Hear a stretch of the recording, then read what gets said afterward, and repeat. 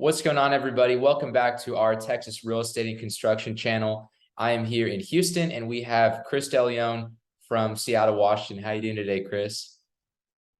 Pretty good. How about yourself, Aaron? Thanks for having me over. Absolutely. I'm doing well. I enjoyed connecting with you. I enjoyed our conversation leading up to this. And, it's a pleasure to have you on the show today. Yeah, definitely. And I'm excited to be here. Absolutely. Also, Kris is very experienced on the lending part of the business. People that I've been talking to, not only down here in Houston, other parts of the state, but just really in general, I think there's a lot of people that are interested. Obviously, the brokerage part is nice. That's kind of the glitz and the glamour, but oftentimes people forget about, the money that's supplied and made those projects happen, right? So today we're bringing Kris on. He's going to share a bit about his experience with lending, from the business loan side, the real estate investing side. And, I think it's going to be a real great show, y'all. Yeah, definitely. I'm excited to talk about this topic with your audience. Sure thing, Kris. So, I guess we kind of spoke about how we're going to talk about lending, but for those of us who aren't too familiar with you, would you introduce yourself, please? Sure, I can give you a little bit of my background. So my name is Kris DeLeon. I'm from Seattle. I'm a funding consultant, and I'm the founder and owner of Velocity Lending Solutions. We're a brokerage that provides funding to both small business owners and real estate investors as well. Okay, absolutely. Yeah. It's definitely needed, right? It just kind of seems like there's so many people looking to break into the industry, and there's a lot of neat financing things that maybe someone for starting out wouldn't know. And I'm curious about your background as well. Maybe growing up, did you always anticipate being in this line of work, or how did you get into this part of the business? Oh, not at all. Like a lot of business owners, I fell into the lending space by accident. I knew as a kid I wanted to be an entrepreneur. I was always the type that would start new projects, run for, different leadership and organizations. So I knew at the core I was entrepreneur. Several years ago, after I left my day job, I did have own a previous business. And at that time, I had to learn how to get access to capital because at that time I didn't have money. I didn't know where to get funds. So I worked on my credit, and then I started building up credit lines. And these credit lines often came at a 0% interest, and they had the travel rewards and travel perks. So I was able to rack up a lot of miles. And then on Facebook, I started posting, oh, I got this free travel, this free upgrade on first class on an airline. And then people started asking me questions about how I did it. So I talked to them about opening up credit lines and getting capital for my business. And a lot of them were business owners. So that's how I sort of got into this lending space. But to back up a little bit, right before the pandemic, a friend had introduced me to a coaching program on how to build a business loan brokerage.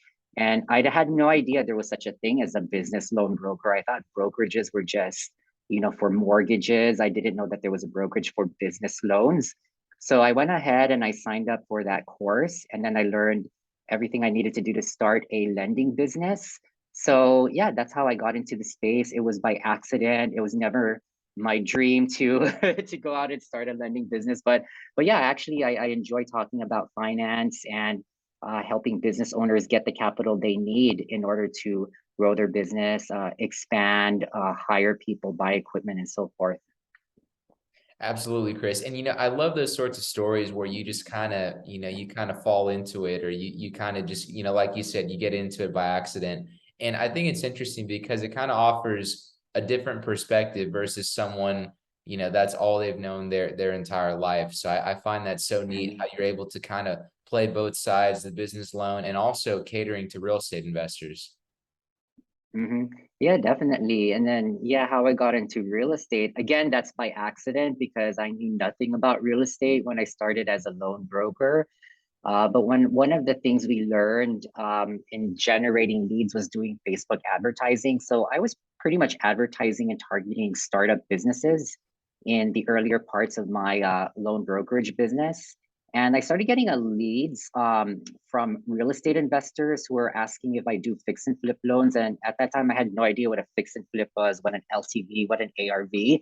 So I remember I was really intimidated because I didn't know any of that terminology. But hey, I just started seeing this pattern of leads coming in wanting to do fix and flip loans. So I decided to reach out to people in my business loan broker network to see who does real estate funding.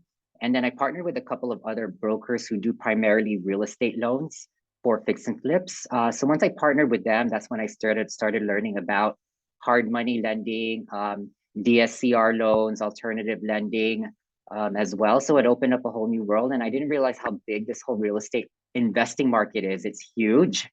So I decided to learn about it, learn about what real estate investors' goals are, the types of real estate investing available, and the types of funding available as well.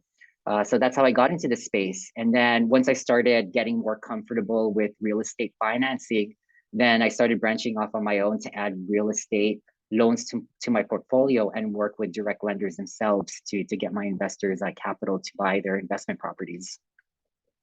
Absolutely. And, you kind of named a few of the products there that you talked about, right? The fix and flip product, maybe Mm-hmm. DSCR. And I'm curious as well, it can seem very daunting, maybe for the first time you're about to do your first deal. Mm-hmm. Or maybe you're just an investor, and you have a deal that you've never really seen before, and you need a loan for it. How should a person start educating themselves on to know that they're in a good position to get these sorts of loans? Mhm. Yeah, definitely. I would always recommend, especially when starting a new venture, is always find a mentor who's experienced in the space that you can learn from. So that way you're getting guidance throughout the whole process. So that would be the first thing. And then the second thing, we do have financing through our lenders for first-time investors. The main thing they'll look at is a credit score of 680 or higher. So that would be the next thing. And then the other thing lenders look for is your liquidity. So just making sure you have enough cash reserves to cover your down payment, closing fees, and having enough in reserves to cover your first few months of interest-only payments. So that's what I would recommend to someone who's starting off their real estate investing career, is making sure they have a mentor that can guide them through the process and help them analyze deals, whether it's worth pursuing or not, getting their credit score above the 680, and then just having enough liquidity to cover the down payment, fees, and interest-only payments. And a good benchmark is about, if you have an idea how much loan you want to take out, you want to have about 30% of that amount in cash reserves. Absolutely. No, that's definitely a good rule of thumb. And, I'm curious as well, is that, a lot of times you see it on the internet, maybe, investors are talking about it, and they'll ask something Mhm. about, do you have 100% financing? Could you kind of explain maybe what they're talking about there, and if most lenders would even offer that? Yeah, so basically with 100% financing, that's basically the lender is covering the entire purchase price and the rehab. In most cases, there are hard money lenders that will fund up to 80 to 90% of the purchase price and up to 100% of the rehab. There are lenders out there, some legitimate ones. A lot of them can be scams, but there are a couple of legitimate lenders. One lender I work with in particular that can cover 100% of the purchase price, but there are some caveats. So first of all, the maximum loan they can fund is 70% of the after repair value. So if the total loan costs, where you're adding the purchase price and the rehab, is under 70% of ARV, then that's a situation where they can do 100% financing. But keep in mind, again, that there's some stringent requirements because it is a higher risk loan for the lender. The interest rates tend to be higher, as well as the origination points. And then the loan term is usually pretty short. I would say with the one lender I work with, they do 6-month terms. So if you are going to take this 100% loan, you better make sure that you can exit, meaning that you sell the property, you complete the renovations and you sell the property or refinance it into a longer term in under 6 months, because otherwise you're stuck with the balloon payment. There's a risk of going into default if you don't pay that loan back within 6 months. There are some options to extend it, but they come also with high fees. So that's something to consider when you're hearing that 100% financing, but there's other things that you can consider as well. Because again, this 100% financing is risky to the lenders. So they would have to make it up another way with in terms of like a higher fee or higher interest or shorter terms. Sure. No, that's great insight there as well. And one thing that you touched on Mhm. there was also the terms, right? So, maybe one minor concern or issue an investor could have would say, hey, Kris, I'm doing a rehab. It's going to take me 3 months. Why do you have me on a 12-month note? Could you maybe kind of explain why an investor, even though they have a short rehab, they would maybe have a longer Mhm. term note? Yeah, a longer term is just to be on the safer side, especially if you're newer investors, because some may say who've never done rehab before, and then they would have a contractor tell them it's 3 months, but in reality, there's a lot of delays and unforeseen circumstances that can pop up that can push it beyond the 3 months. So I've heard a lot of investors say, "Oh, initially I thought it was going to take 3 months, but I couldn't finish rehab until." Month 7, and then I couldn't sell the property until month 10. Mm. Or I just changed my mind. I decided I want to keep it as a rental, so I need to refinance. And the refinancing process can take at least 4 weeks, so that adds another month. So it is a buffer. But if you are an experienced investor and you've done 20 fix and flips under your belt in the last 3 years, then yeah, in that case, yeah, go for the 6 months if you want to have either the 100% financing or a lower down payment upon closing. Sure, and that's some great insight there. I just, I had to ask because it always kind of seems like that's a concern. Yeah, It doesn't make sense the time periods, right? But no, that's an yeah, excellent explanation.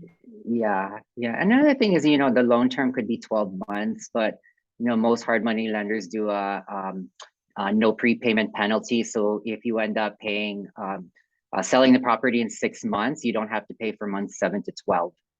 Mm, absolutely, absolutely. No, and that's definitely nice too. I know that so that's lender to lender, right? Some lenders will have the Yeah, penalty, and then others might not. correct. And that's some great insight there. And I'm curious as well, what do you think is one of the most important things when you're working with a lender? What to look for? What makes a good lender to a real estate investor? Yeah, definitely. With it's how well they communicate with you, how fast they can get back to you in terms of your questions. Um, Also being very clear with the requirements, disclosing all fees up front. Those are important things to consider. Also making sure that the lender, especially the one that's funding your deal, has good reviews or they've been recommended by somebody in your network. Because even for me, like as a broker, I still have to vet my lenders to make sure that I feel comfortable introducing their services to my clients. So I follow the same process where I would ask around for recommendations. I look for their online reviews and so forth. So yeah, I do my same due diligence that I recommend an investor do as well when they're working with a hard money lender. Right. And I guess the reason I ask that, yeah, I always find it interesting and curious is I think this was maybe a few Mhm. months ago. I was, Yeah. on Facebook, I was maybe in a real estate group, and there was someone saying, hey, there's some fly by night guy who claims he's lending money, and it ended up being some sort of scam. So I know people can be on guard about that as well. Mhm. Yeah, and the big red flag I always tell people is if they ask for upfront fees, run away from them because they're most likely going to scam you. Fees are supposed to be paid upon closing, and usually if you need to pay something before closing, it's to a third party appraiser. But other than that, um, the fees are paid, at our closing, and typically, the hard money lender would pay the title company, and then you pay your down payment to the title company. So it's not like you're sending your own personal funds to this lender, so they can't scam you. And then I always tell my clients that, hey, I don't even get paid until you get your money. So so there's no risk. The risk is more on me that the deal doesn't go through. Yeah, and I find that interesting as well, is that a lot of times maybe people have a negative connotation or a negative viewpoint of lending. They kind of see maybe the lender as an enemy, but in a sense, you guys are in the same boat, And when you have success as an investor, they're going to have success as your lender. Yeah, exactly. So it works both ways. And of course, the lender has to do their due diligence on the borrower as well, to make sure they fit all of the lending parameters that are given. So yeah, it works both ways. But yeah, I can get it. Like that's one of the biggest hurdles I have to overcome when I approach people. They automatically have their guard up, thinking that I'm a scammer. So it takes a while, to build that relationship with people. So Sure, of course. And yeah, I can relate to that a bit because, my background's actually in the construction lending side of the business. right. Um, Hmm. I guess I'm familiar with that, about why, why the points, why the interest, why do I Yeah. need these sorts of documents? But there's always a reason behind it, and it's to ensure that the deal goes through and is good for all parties involved. Yeah, and I get that a lot of too, especially from newer investors. They're like, "Why do I need to pay them to get money?" But first of all, there's payroll. These lenders have to pay their team for processing. There's other costs of doing business as well. So sometimes you have to remind them that's why there is an origination fee as well, because it's not free to do all of that underwriting. Yeah, yeah, I always, kind of alluded to that as well. Like, hey, it Mhm. costs money to keep the lights on, right? So Exactly. The lenders got to pay their bills too. So that's why there's a fee. yeah, absolutely. And I know that you explained a bit about, the services you offer, a bit about, the fix and flip, the business loans. Could you maybe talk also about what makes real estate professionals want to work with you in particular as opposed to maybe other lenders? Yeah, definitely. When I work with real estate professionals, I spend time understanding what their goals are and what's important to them when funding the deal. Because I don't just send them quotes randomly. I actually customize it. So I'll give you an example. For example, like a lender, I have a borrower that they know they're gonna finish renovations in 2 months and sell it by month six. Then I know this lender can do 100% financing at this rate, and this is going to be your cash that you need to bring to the table upon closing. Whereas if I have another borrower that's going to take more than 6 months to do it, I wouldn't recommend this 100% lender. I'd recommend another lender that has a lower interest rate. It may require a higher down payment, but at least this one can do it in 12 months, and it's an interest only, no prepayment penalty. So when they work with me, they tell me exactly what's important, whether they want less cash out of pocket but don't mind paying a higher interest, or some don't mind paying a lower interest because they need the loan term for 12 months but willing to make a slightly higher down payment to get the deal done. um, Other real estate investors are like, I don't care about the interest rate. I need to close in a week. So I know a lender in my network that can do it in 7 business days. Sometimes as fast as five, but I don't, tell them or promise anything. So I know exactly which lender to go to based on what's important to them. Because if they're to do this on their own, it's gonna take a lot of time vetting all the lenders and knowing all their different lending criteria. And to be frank, like they're better off spending time finding deals and generating leads instead of vetting all of the different lenders, which I already can do for them. So that's one value that I bring to my real estate investors, is that I can present to them a custom funding offer based on what's important to them and their current situation. Yeah, no, and that's a great distinction as well. Is it, to a point, maybe, sure, you can shop the market, but, if you're working with someone like yourself, as an Yeah. investor, you don't want to have to go through every lender with a fine tooth comb. Maybe have someone with that expertise that can help along the way. Exactly, because their time should be spent on making money. So it's in. Yeah, absolutely. And, that's definitely well said there. And one thing I'm curious about as well, I was talking to a colleague in Dallas maybe a few weeks ago, and he was talking to me about how I forgot exactly what he was saying, but it was an issue with showing a lender that he had experience. So I guess a bit of background on him. Mhm. He's had experiences, kind of being part of, I guess, a joint venture or a JV agreement with a more senior investor. But I guess on Mhm. paper, he wasn't. there was something, I guess on paper, they weren't part of the same entity, or it was something Yeah, along those lines to where he couldn't show a lender that he was part of a transaction. So on paper, it looked like he was a complete rookie and his pricing right. that. So could you maybe explain how, an investor who wants to do more deals, maybe they want to flip, maybe they want to build and develop later on. How can they kind of, build that rapport with a lender to be able to get more favorable pricing in the future? Yeah, definitely. So when they're considering experience, what lenders look at is, were you an owner, or did you own at least 20% shares of the LLC that was on the title? If not, unfortunately, they're not going to count it as experience, even though you've helped a senior advisor on the deal or you were mentored by someone, they're not going to count that as experience. What they can do is, if they want to be the main person running the deal, they can find a partner who does have experience and then give that partner at least 20% ownership of your LLC. So that way you can count the partner's experience as well. So that way you can get better rates in terms. So you'll get the rates for an experienced LLC as opposed to a new investor. And that also works the same way with credit.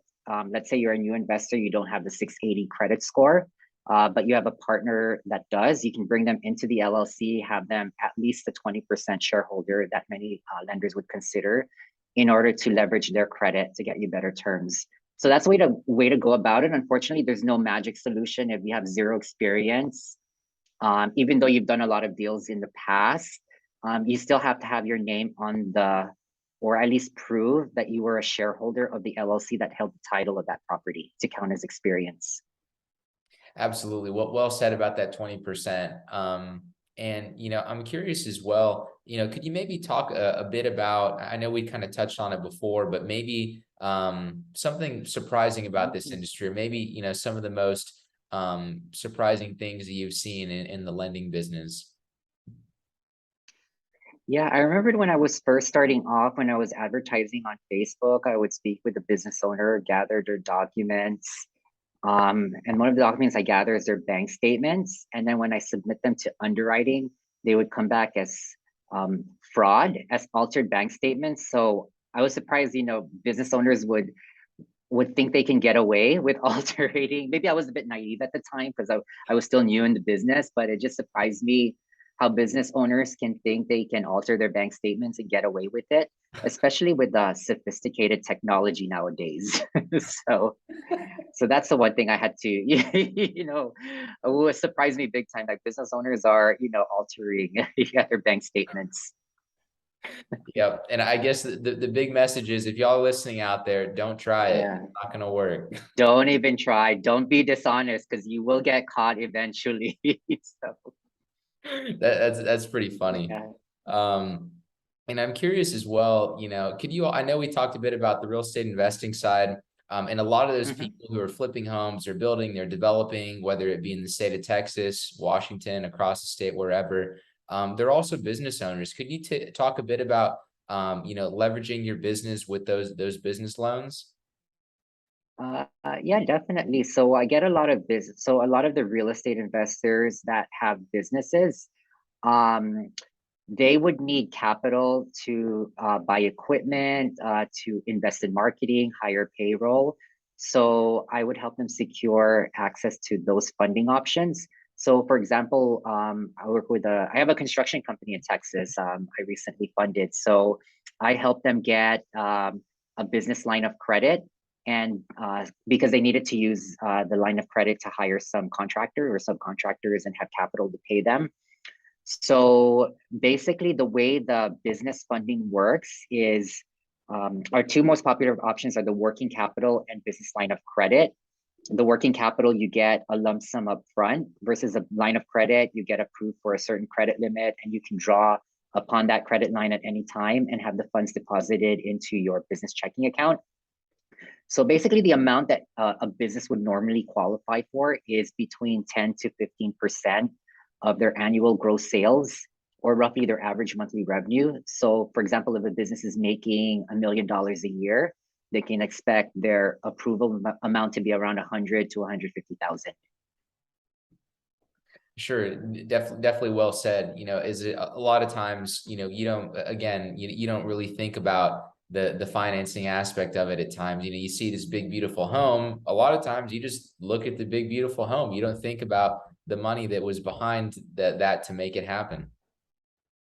Exactly. And then sometimes I have real estate investors that ask if they can use their line of credit to cover the down payment. And I said it depends. So this is another example of working with me because I know which lenders are okay. Because a lot of hard money lenders do not allow you to use borrowed funds for the down payment. Mm. I do have a lender that is okay with that, but they only fund in certain states. So that's something I can advise, my client, hey, what state are you buying your property in? Oh, North Carolina. Oh, I have a lender that's okay with it, to use your business line of credit to cover the down payment. But if you're to do it in a state like Florida, unfortunately, I don't have an option for that where I have a lender that's okay with the borrowed funds. So it really depends as well what you're using the money for. And this is why working with someone like me, I can advise them on, oh yeah, we have a lender that's okay with this. So go ahead, use your line of credit to cover the down payment. Sure, absolutely. And maybe, someone's a bit new to this. Maybe they have some cash on hand. They're looking to start that construction company or start that business. Could you describe, what a line of credit is in this context? Yeah, so a business line of credit is basically you get approved for a certain credit limit. So let's say that the lender approves you for a business line of credit with up for $100,000. So at any time you can withdraw from that line of credit. So let's say example, I need 50,000 to buy equipment. So I can draw 50,000 from that line of credit, have that 50,000 deposited into my business checking account, which I can then use to purchase that equipment. And I still have a 50K left over that I can use for other expenses. So let's say I need to hire staff, and I need to pay them 20,000. So I have 50,000 left from that line of credit. I draw 20,000 from it. Now I still have $30,000 left that I can use. And I would have to pay back that other 70,000 in order to replenish that line of credit. Absolutely. That definitely makes a lot of sense. And that was a great example you offered about, you Mhm, working with that construction company here in Texas, right? mhm. Yes, that we were able to get them funding for that, for their project. Absolutely. No, very good.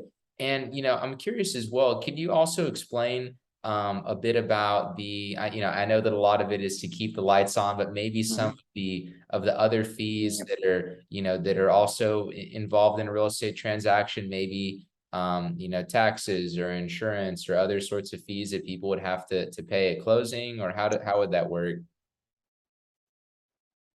Yeah, so it depends upon the lender. So if you're getting one of the longer 30-year fixed loans, a lot of lenders would have what's called an impound account. So what they would do is they would ask you to escrow your taxes and interest for up to a year that they hold on to that.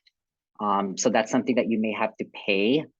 So let's say your taxes and insurance is $2,000, over 12 months, then you would have to escrow that 2,000. And then your taxes and interest are paid from that account. So that's something that sometimes surprises a lot of borrowers that they have to put that into escrow. But right now it's required by a lot of our lenders. Other fees that they typically pay, there's like a legal fee.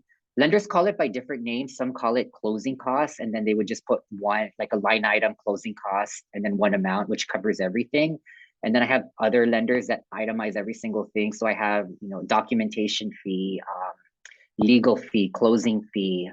Um, the only fee that might not be listed, that most likely won't be listed on that when you get a funding quote from the lender, is the appraisal fee, and that varies. But typically, you expect it to be around a few $100s as well, and that's the one that you would have to pay to the third party directly.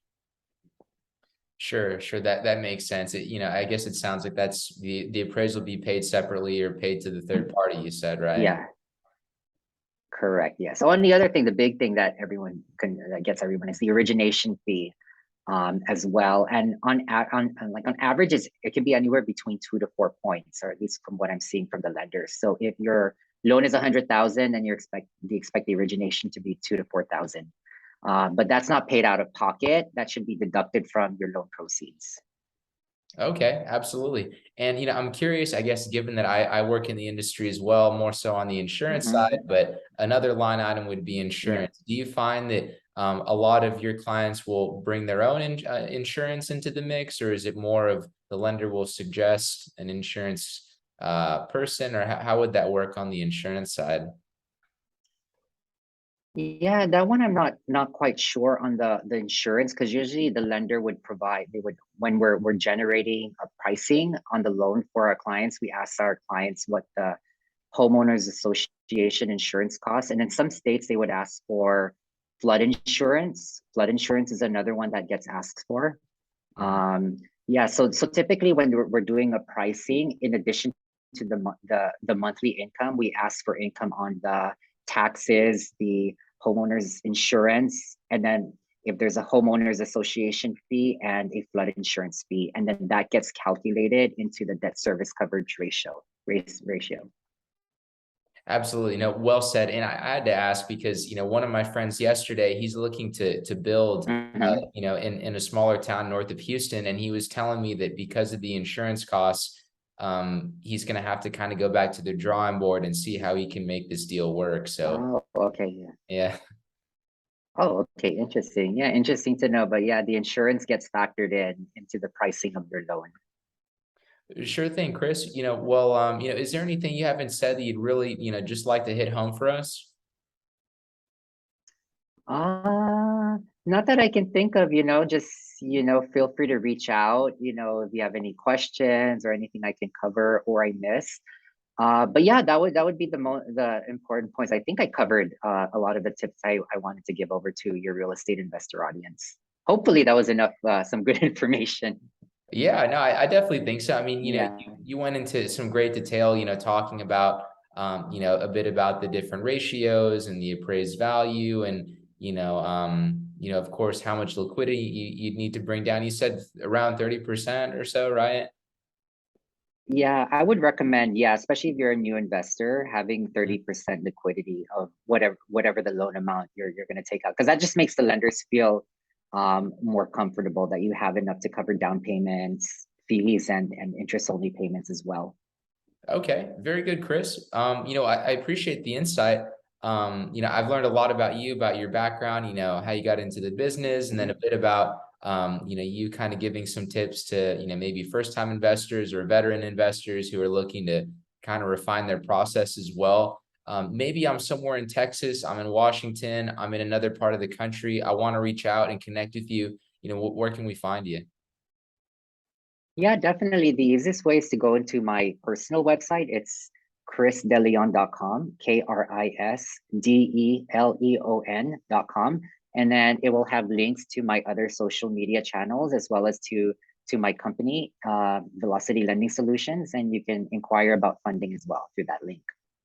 Okay, very good, Chris. I know I mentioned it before, but it's been great to get to know you a little bit and get to know the explanation you gave about the different financing terms. And I think that Mhm. it'll really serve people well. And I appreciate you coming on the show tonight. Yeah, you're welcome. Thank you so much. I enjoyed our conversation. Have a good one. Thanks.